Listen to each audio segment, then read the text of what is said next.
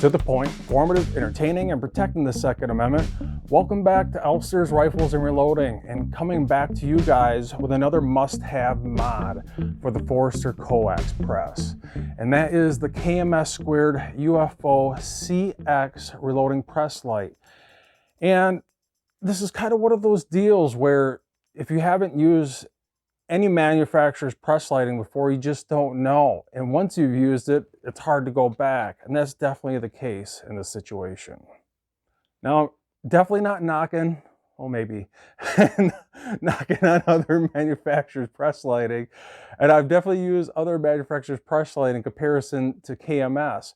And I'm gonna be straight up honest with you, the illumination difference between the two there's no comparison, there really isn't.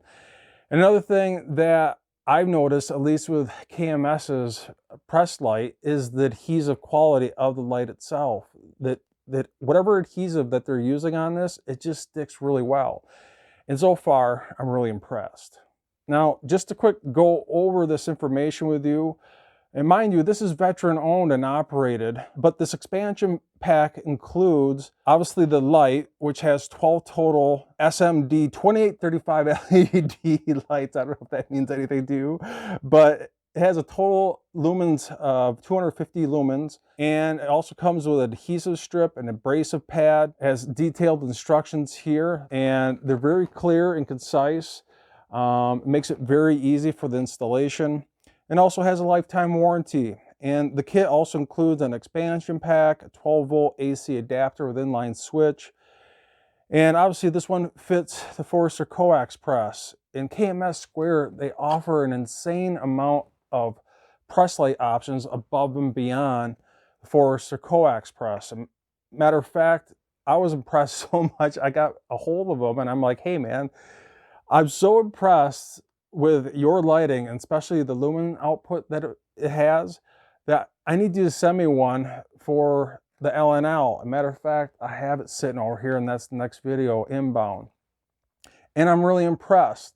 But I figured, hey, why not give you guys a quick little installation guide here with some tips and tricks that at least I use to get this installed.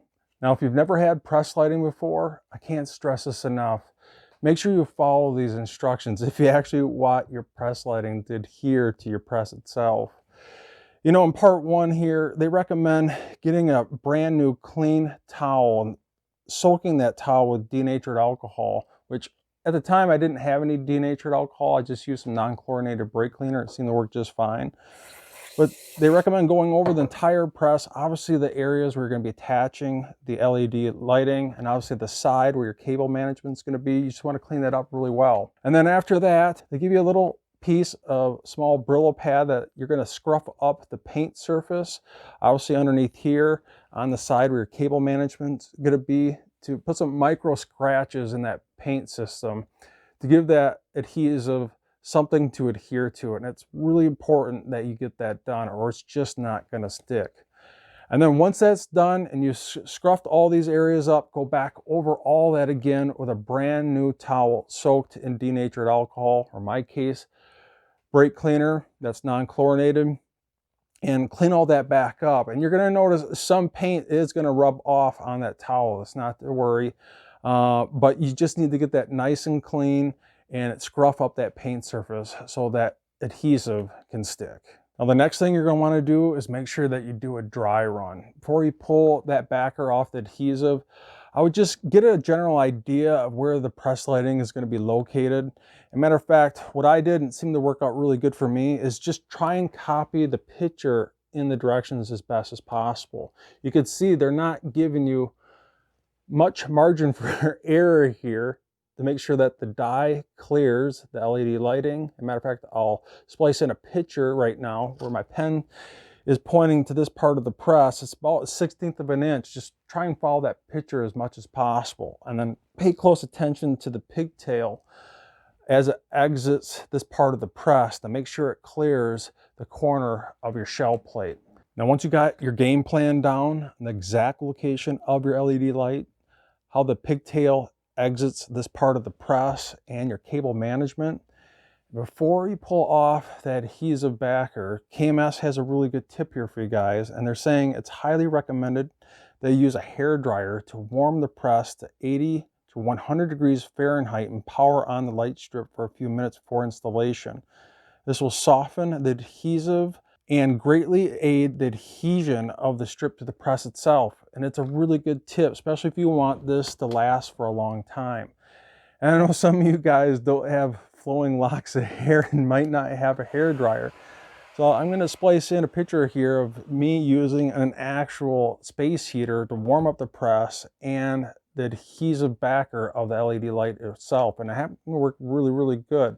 So if you don't have a hair dryer, you could use a space heater. The name of the game is just to heat up the press steel itself and obviously the adhesive qualities of the LED light strip itself.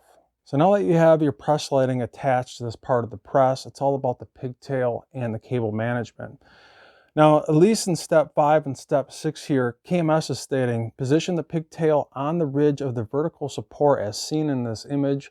There should be a slight upward pressure on the pigtail so that it conforms to the transitional curve of the press frame.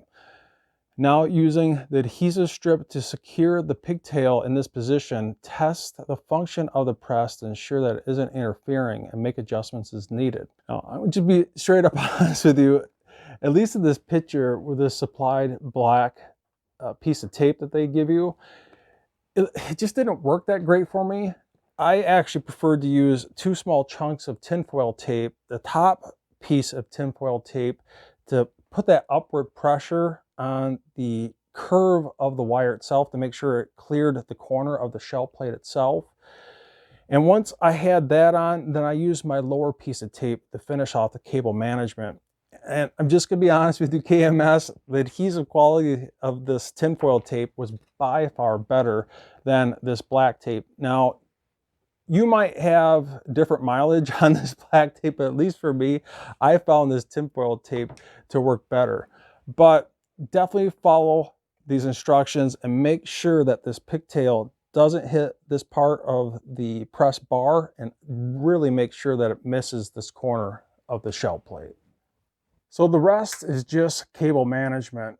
The kit comes with this power switch, but if you want an option, you can add a dimmer switch, which is actually nice to have.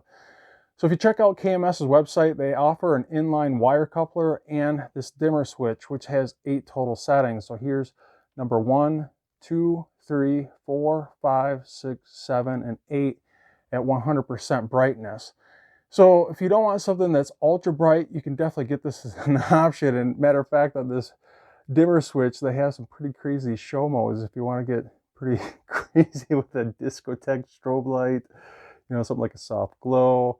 I'm not sure why really anyone would want any of these settings in their reloading room. But anyways, the fact that you can have a dimmer switch on your press lighting, it's really nice to have. Well, I hope you guys enjoyed this quick little video on the KMS Squared UFO CX reloading press light for the Forster Coax press. And like I said before, in my opinion, it's a must-have mod, and it definitely makes it a much more enjoyable experience. Well, stay tuned. I've got the exact same press light inbound, but for the Hornady Lock and Load AP press. And I'm really looking forward to getting this installed, not only with the press light itself, but with the optional dimmer switch. So that is soon to come.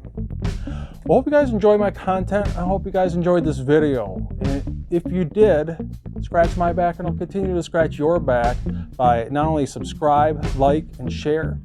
Hit that notification bell, and when you do hit that notification bell, hit notification all, so you get all these notifications of future videos and my live events. Become a Patreon, it helps out more than you know, and I will see you guys in the next video.